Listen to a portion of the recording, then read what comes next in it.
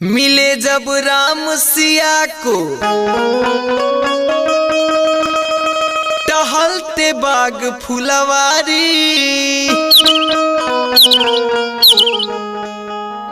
और मिले जब राम सिया को टहलते बाग फुलवारी,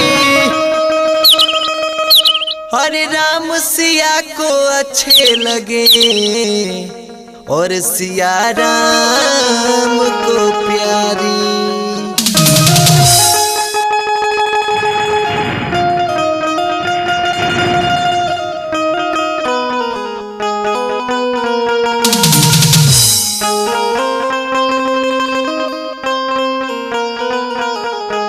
म्यूजिक बाय मुकेश तिवारी। उस समय की बात है जब सीता मैया बाबा भोलेनाथ की पूजन के लिए फूल लेने गई हैं। उसी समय प्रभु श्री रामचंद्र जी से उनकी पहली मिलन होती है। तो आइए हम भजन के माध्यम से आपको कुछ सुनाते हैं।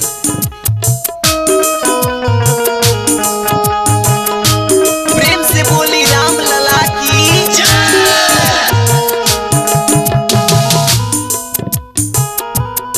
देख कर राम जी को जनक नंदनी, देख कर राम जी को जनक नंदनी, बाग में ओ खड़ी रह गई। राम देखे सिया को, सिया राम को, राम देखे सिया को, सिया राम को, चारों अखियां लड़ी रह गई। देख कर राम जी को जनक नंदनी, देख कर राम जी को जनक नंदनी।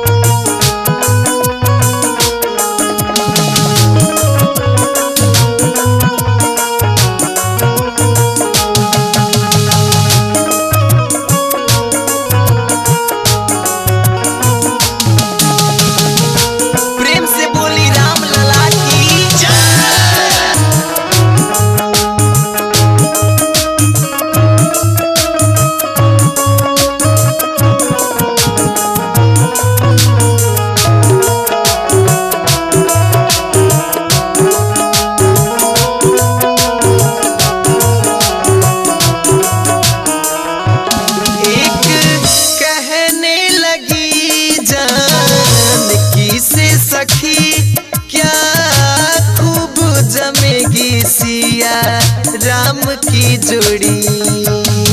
सभी सखियां आपस में विचार करती हैं और कहती हैं क्या, हाँ एक कहने लगी जान की से सखी, क्या खूब जमेगी सिया राम की जोड़ी। पर सबके मन में शंका पड़ी, ये धनुष कैसे तोड़ेंगे सुंदर कुंवर। डर मन में बनी रह गई। देख कर राम जी को जनक नंदनी, बाग में ओ खड़ी रह गई। राम देखे सिया को, सिया राम को, चारों अखियां लड़ी रह गई। हाँ देख कर राम जी को जनक नंदनी, देख कर राम जी को जनक नंदनी।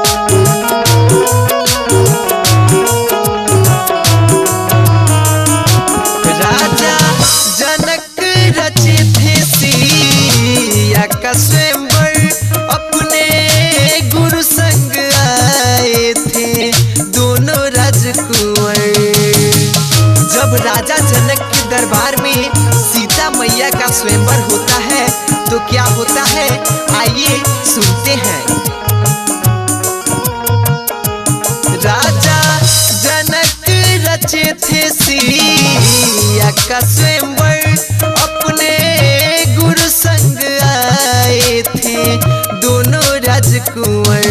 सब अचरज हुए श्री राम को देख कर, अपने हाथों से धनुष को उठाए राजकुंवर। सबकी नजर पड़ी कि पड़ी रह गई वरमाला सिया ने डाली राम को हाथ। चंदन आदर्श की जुड़ी रह गई, देख कर राम जी को जनक नंदनी। देख कर राम जी को जनक नंदनी। बाग में ओ खड़ी की खड़ी रह गई, राम देखे सिया